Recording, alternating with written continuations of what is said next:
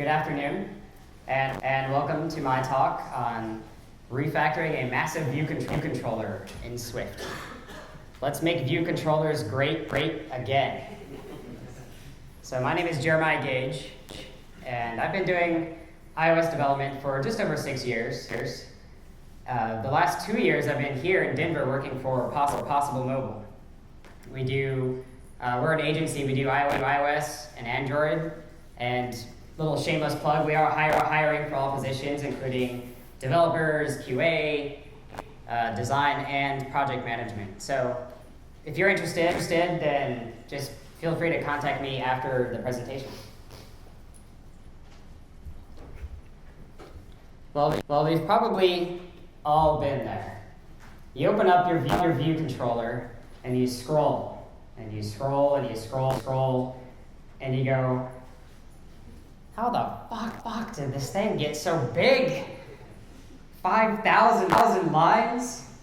Oh, and half of them are in view did load. That's great. It's kind of an exaggeration, but I've had to deal with view controllers like this, and I've even written view controllers like this, but obviously many years ago. So we look at this thing. Maybe it's time to refactor this bad boy. Nah, I only need to add a couple of lines. I'll do it later. Deal with it. This is what we are trying to avoid. So hopefully you're gonna get a couple of things from this talk that will help you keep your view controllers more manageable. So today we're gonna go over the what, why, when, and mostly the how on refactoring your view controllers, keeping your code healthy, nice and strong and fit. And quickly, what is refactoring? It's simply restructuring existing code without changing the functionality. So a user looks at an app, it's doing the exact same thing. All you're doing is re-architecting your code and your design patterns behind the scene. And why do we refactor? Well, that's to go from this freaking view controller, to this. Like, yep. You see that view controller? I wrote that.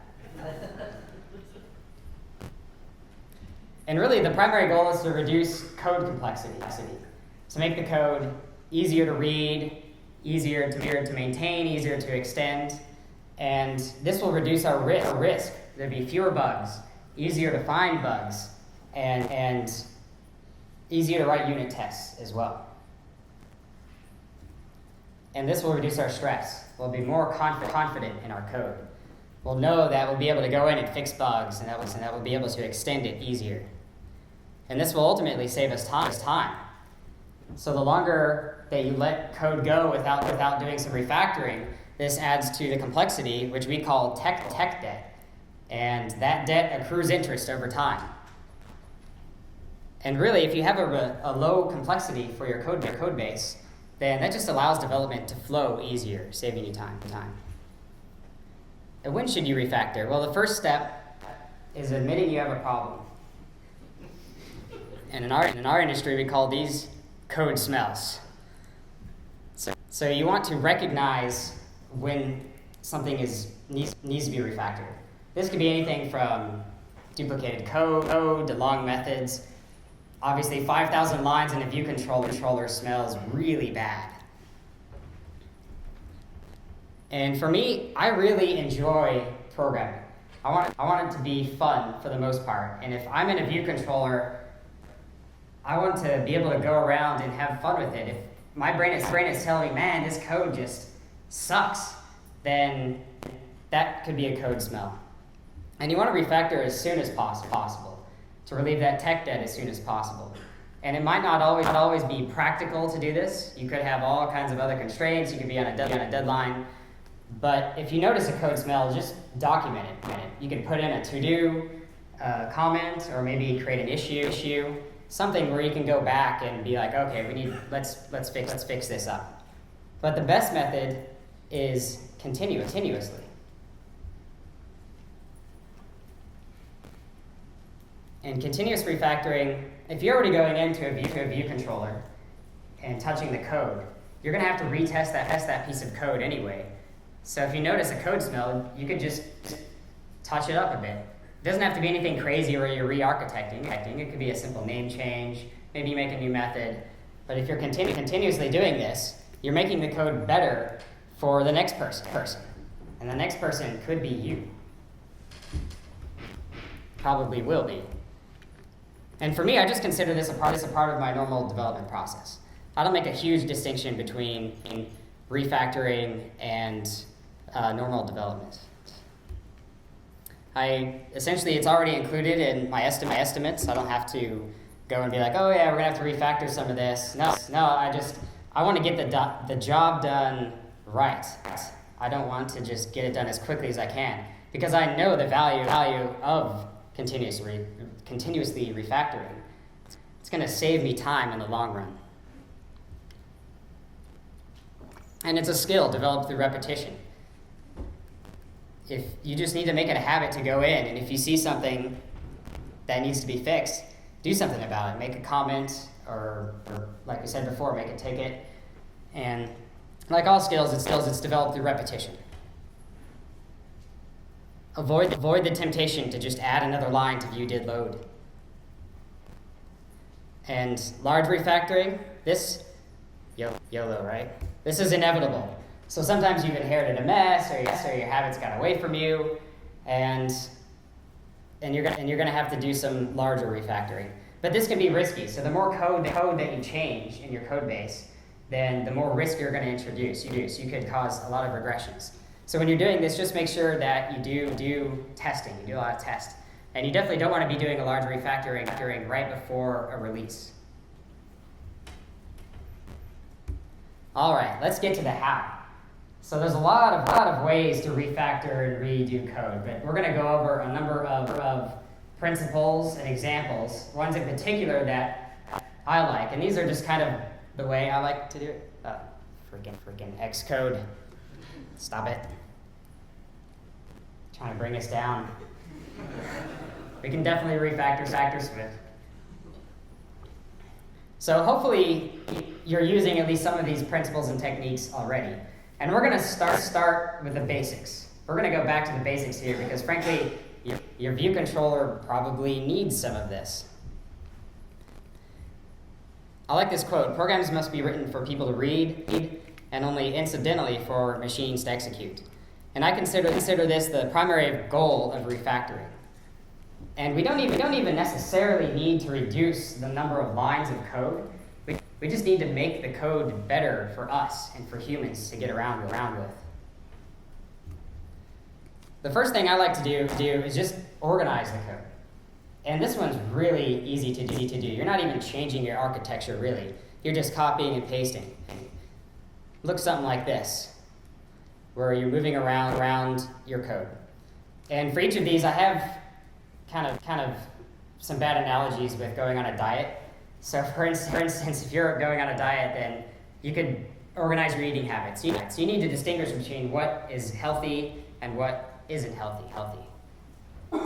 For example, you can group related code. And for all these code examples, you don't really need to know every line that's going on here.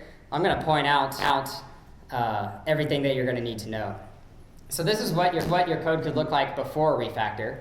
It's not too bad, but we can do a little bit better with some Swift. Here we've got two views that we're configuring and adding to the subview.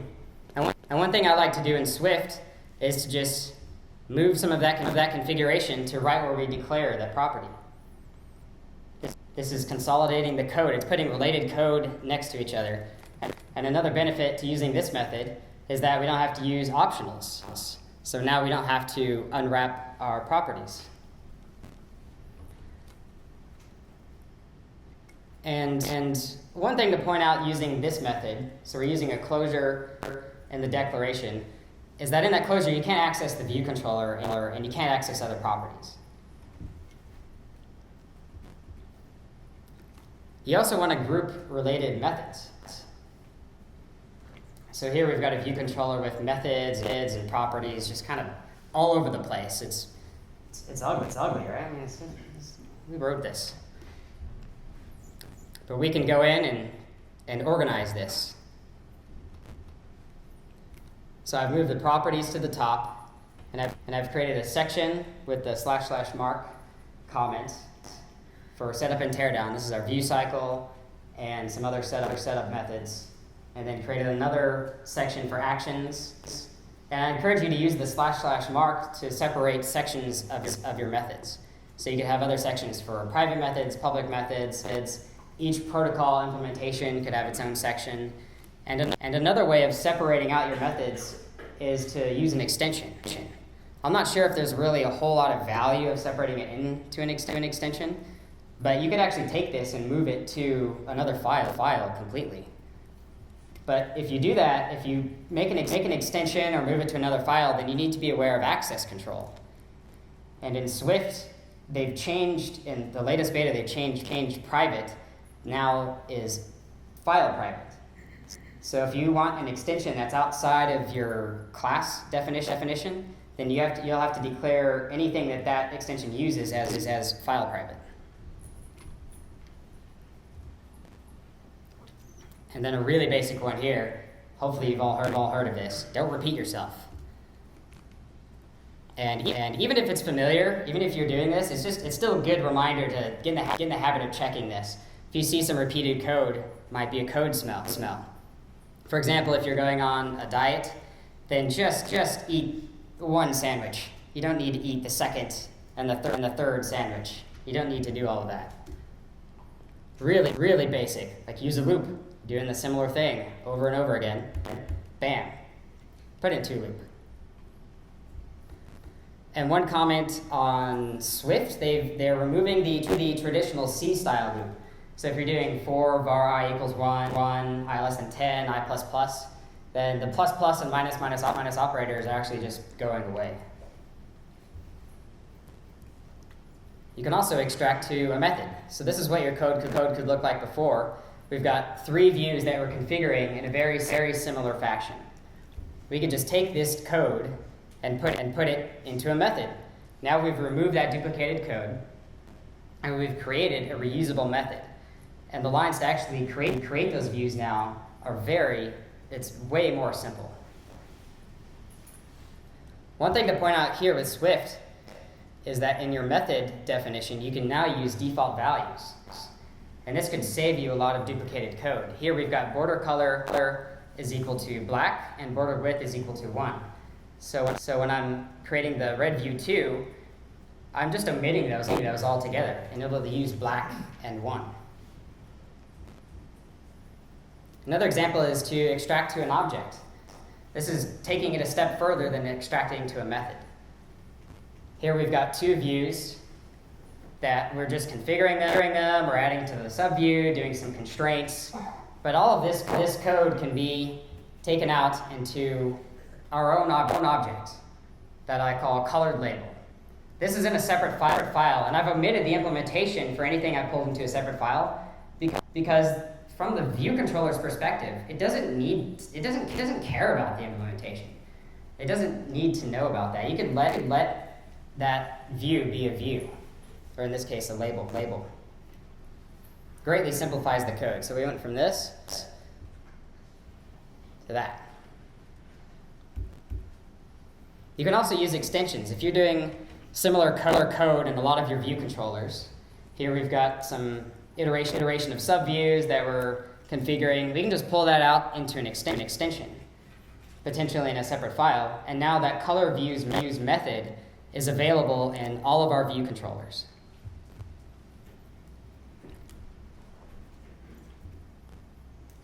Another principle is don't reinvent the wheel. So if you're going on a diet, then you don't want to do all the science behind nutrition and health. That's already available. Just use what's available as much as you can. For instance, use what Apple gives you. You don't want to try to build your own collection view, and you don't want to try to turn a table view into a collection view. Apple does a pretty good job for the most part. They might not be perfect, but every version of iOS, they're trying to give us more, and they're trying to make it better. And you can also use third-party libraries. There could be some trade-offs using third parties, but they can reduce your code base significantly. One comment about using third parties, though, is you want to keep your interface to the third parties limited. And by this, I mean if you're pulling in some analytics manager or an analytics package, you want to create your own analytics manager to interface to that package. So all of your code and all your view controllers and everywhere else just talks to your manager, and then your manager talks to that third party. So if you ever have to replace it or add it, then it's you only have to change code in your manager and not everywhere else in your app. The next principle is extract deeply nested code. And this will reduce our code complexity by just making it easier to read and potentially a little bit more modular. And my bad analogy is you don't want to eat one course at a time if you're on a diet. So you don't want to eat your salad and your entree and your dessert all at once, like scarfing it down. Just take it one step at a time. And in my obviously contrived example here, Pyramid of Doom, doing some unwrapping, and we've got a bunch of if statements. This can all be squashed down into something more reasonable like this. So in addition to our unwrapping with numbers, we can put some conditions on it, and then I'm setting the other conditional to a variable called numbers are good. And I like doing this. Instead of doing if A and B or C and D, and you're doing this complex if statement, it's much better, in my opinion, to just take that and set it to a variable, and then you can just do if that. So then that you don't have to comment that. You know, okay, if the numbers are good, then I'm going to do this. Similarly, we can extract to a method. So same Pyramid of Doom. We can take this and pull it into a method called letters are good. So it's doing essentially the exact same thing, but now we've created a reusable method and made our code way more simple.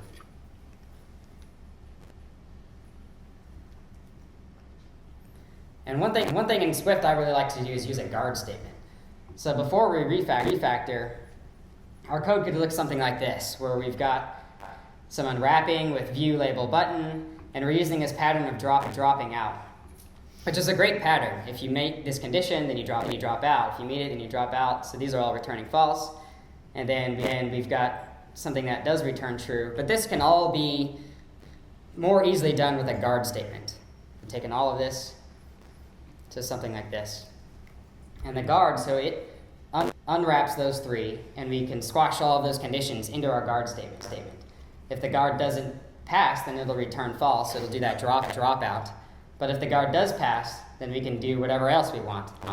And the cool thing about this is you don't have to unwrap those now. The view, the label, and the button will be unwrapped for the rest of your method.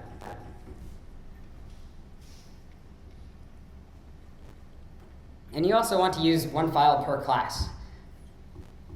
This one's really easy. So you want to separate your views and models, and we're going to get into extracting views and models a little bit later. But you want to make sure that they're at least in separate classes. If you have a custom collection view cell at the top, even if it's really small, that's a separate thing that should have its own file.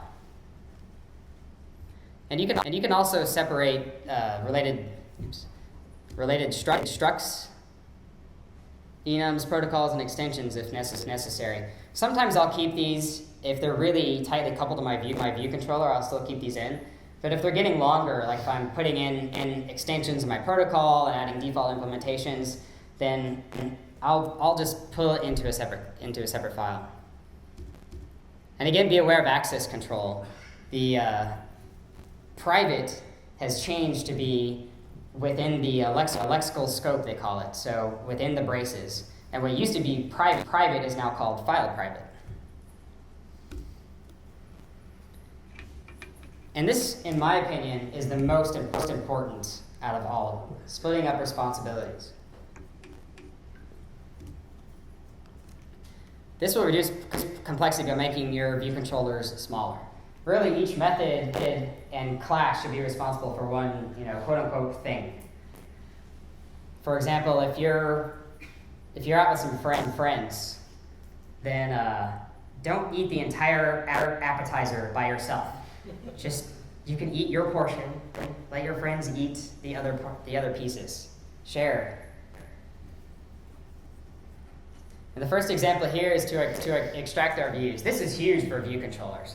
This is probably the biggest problem I see when dealing with code that needs to be refactored.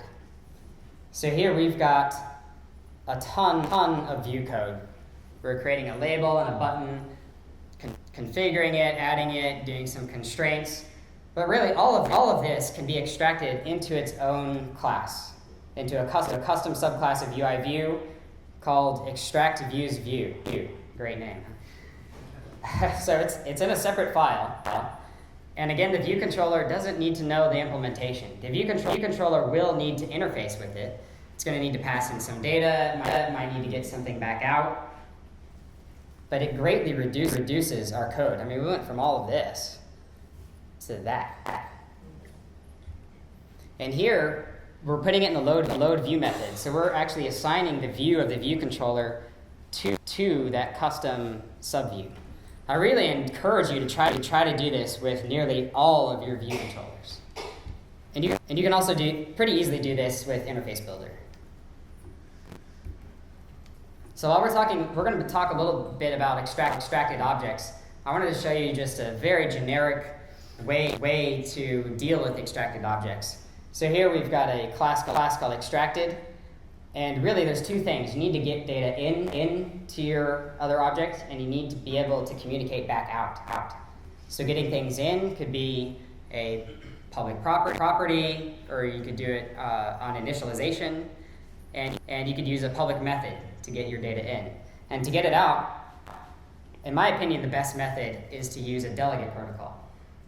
So your custom class creates, for instance, an extracted delegate protocol. And now your view controller conforms to this protocol, and your custom class can call back to that view controller.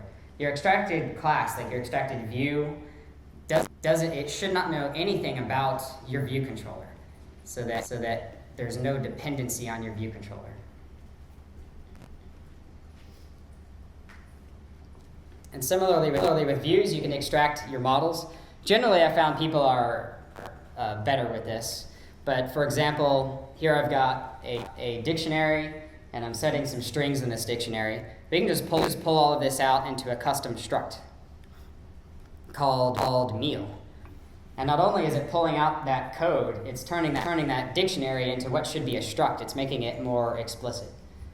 And I encourage you to do that. If you don't really need to use a dictionary, then try to make a struct or a class that is going to be more explicit.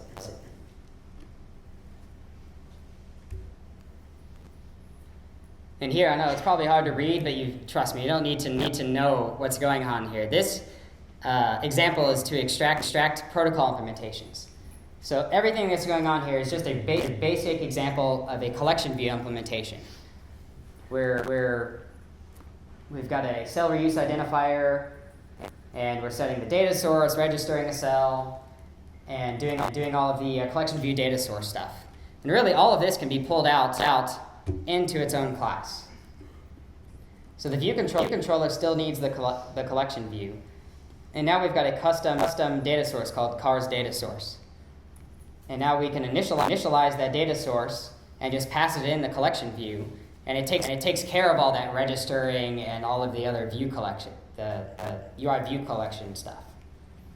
Now, in the real world, this would be a little bit more complicated because it might have to talk back to the view controller. But it's splitting up the responsibility of the collection view stuff, taking that out.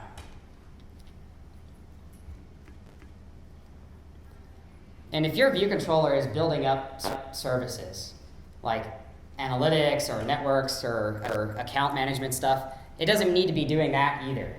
Here I'm just doing some really basic, grabbing a user ID and a username from Innis user defaults.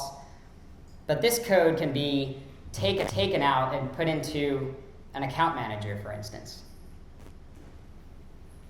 And here I'm just instantiating an account manager, but you don't have to create an instance every time. You could use dependency injection to get that class into your view controller, or you could use a singleton. I only like to use singletons if I need that code everywhere, because you could potentially create this global state that makes your code more complex.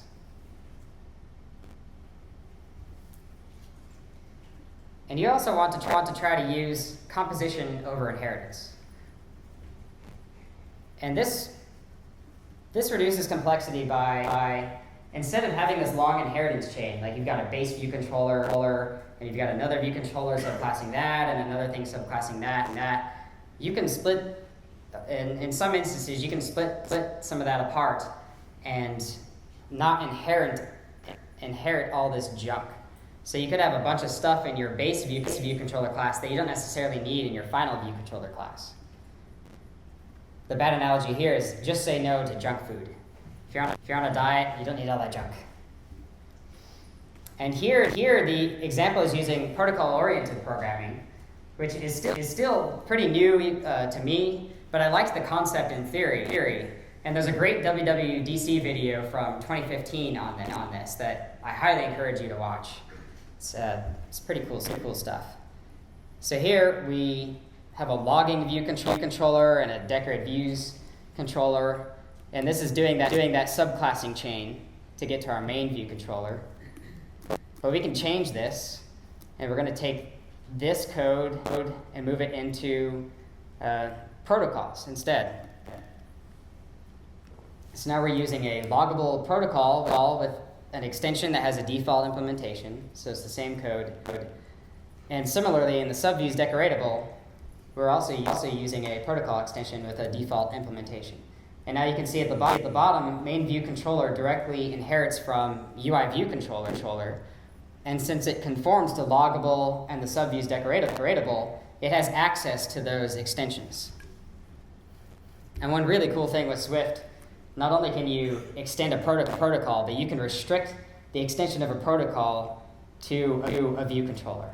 Because the subviews decoratable protocol needs access to the views of a view controller, we say, okay, only view controllers can actually conform to this extension, or use this extension. And my favorite is to remove unused code. And this reduces complexity by removing unused code. Seriously, just get rid of all the code and all the files that you're not using. You can always recover it using Git, using your source control. And if you're not using source control, then I will pray for you. The analogy here is just don't eat unless you're hungry. You don't need it unless you need it. For example, comments and line breaks. Here we've got, the programmer tried to do what he thought was best, put in some comments, but yeah, they don't really add anything to this. They're actually making the code harder to read.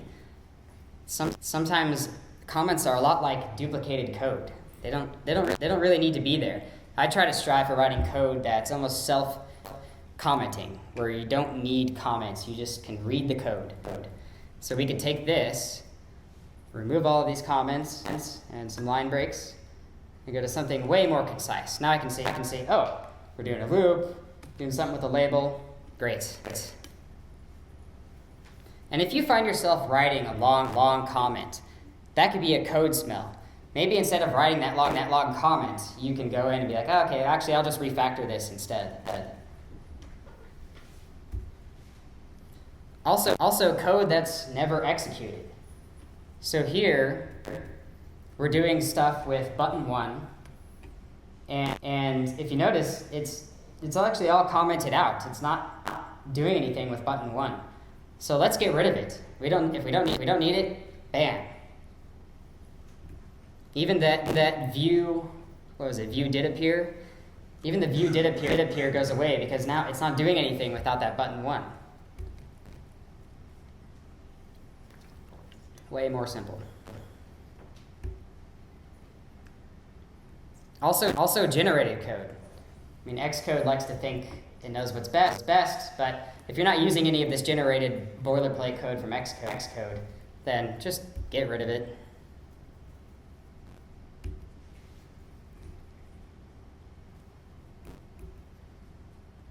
And also anything else, like extra imports and references to self, type declarations. Here there's extra imports. Maybe we used Safari services, but we took that out, but we forgot to take out the import. And we're doing some stuff with enums that is unnecessary. References to self. So based on the scope you're in, it knows what property you're talking about. And then also some of this other code down here, you don't need to know what it does, but I use some Swift to make that a little bit more concise too. And I also extracted the enum.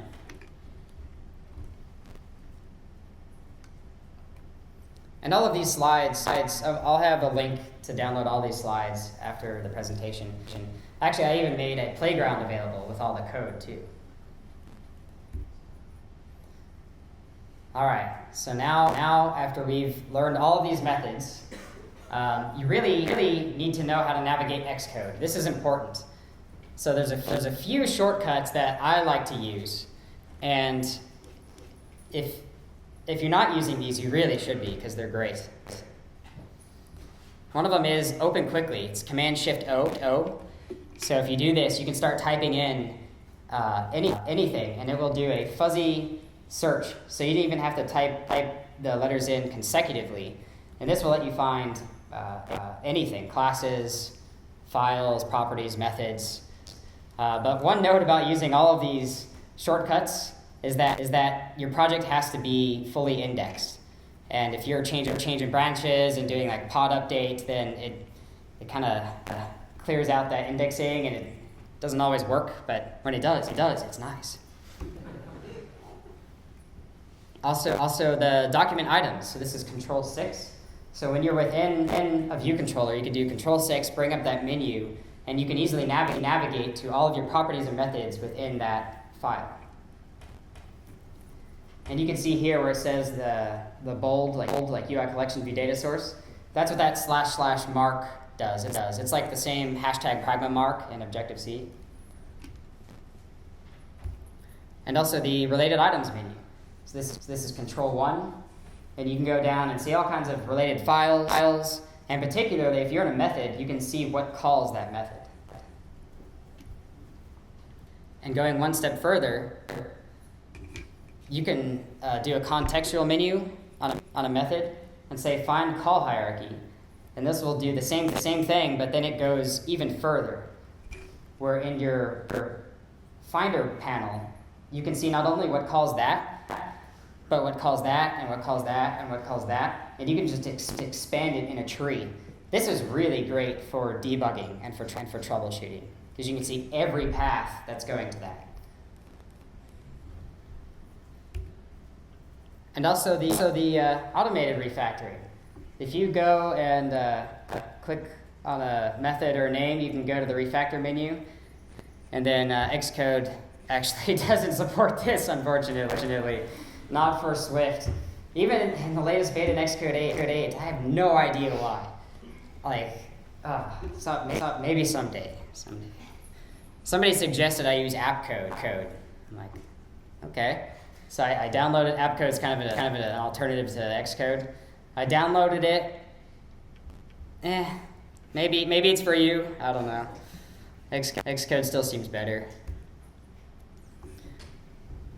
But as Albert Einstein said, you want to make everything as simple as possible, but not simpler. So all this refactoring is great, right? We're going to do it all the time and be like, yeah, refactoring that's my jam. Well, there are a few pitfalls I want to point out with refactoring. You want to be clear and not clever. So oftentimes you can actually reduce a lot of lines of your code, but that's not making your code more clear and less complex. And that's really the goal. You don't want to be clever, and you could really get out of hand with a lot of the functional stuff in Swift with this.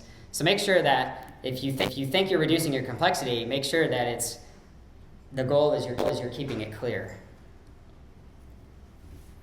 And don't abstract too far.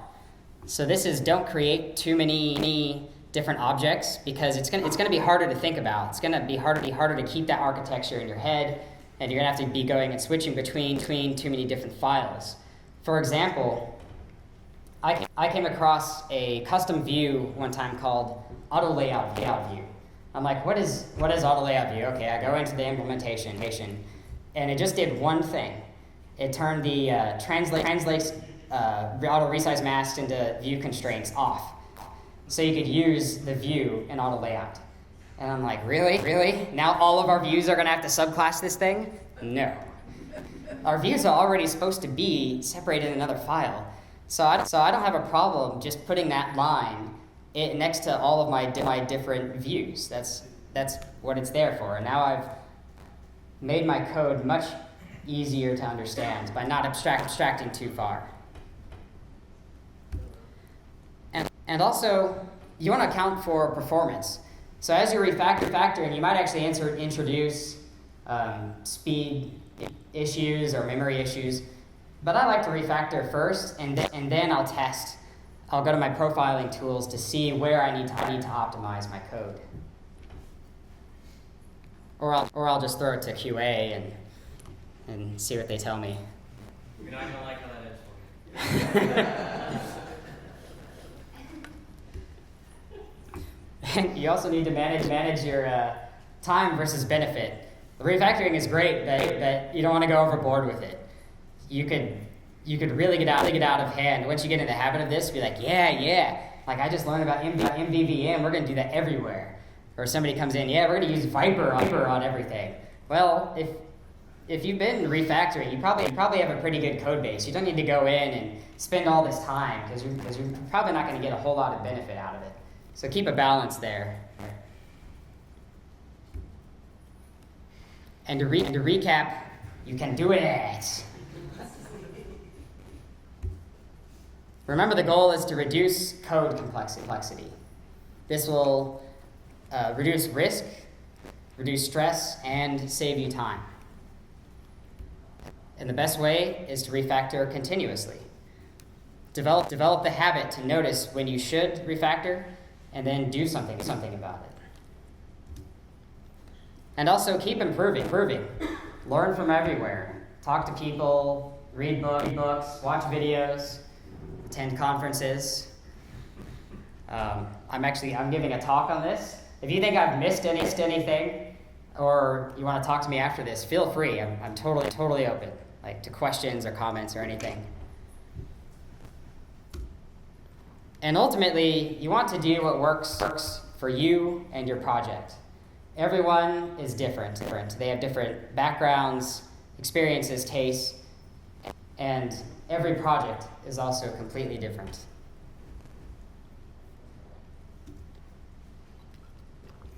So the slides and code will be available here on GitHub. This has been Refactoring a Massive View Controller in Swift. Let's make view controllers great again. My name is Jeremiah Gage. Feel free to hit me up on Twitter or send me an email. Thank you.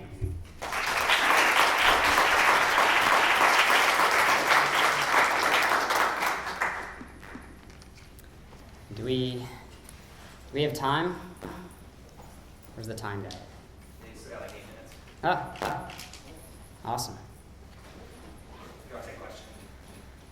Yeah, sure, if we got 8 minutes.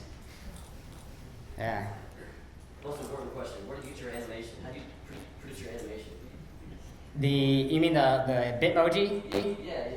Yeah, it's once you get really famous, then people just draw stuff for you. No, there's an app for that. It's called Bitmoji. Yeah, Bitmoji. Nice stuff. Yeah, check it out. And the other, yes. What are you using? When to use viewDidLoad load versus load view? Yeah. So load view is you're creating your own view that you're going to set on your view controller, and then like a custom subclass of UI view.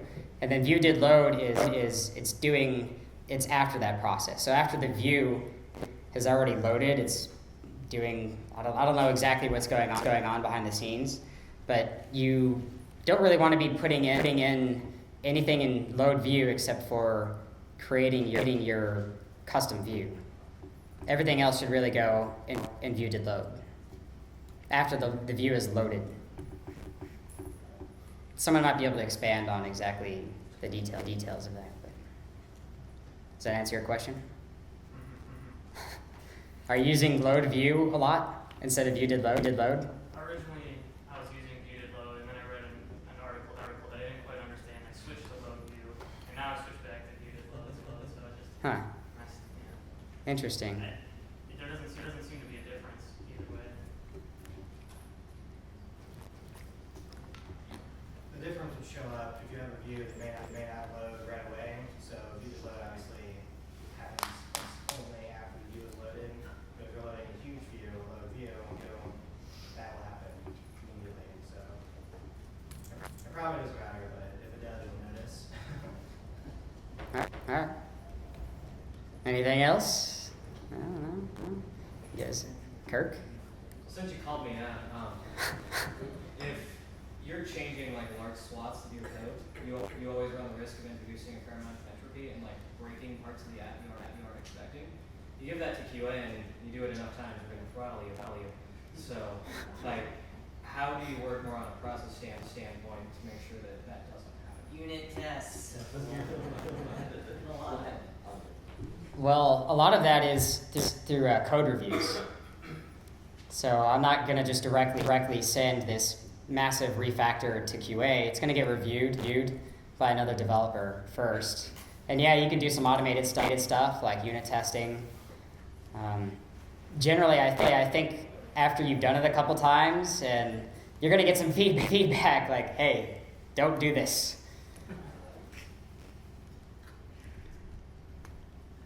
Cool.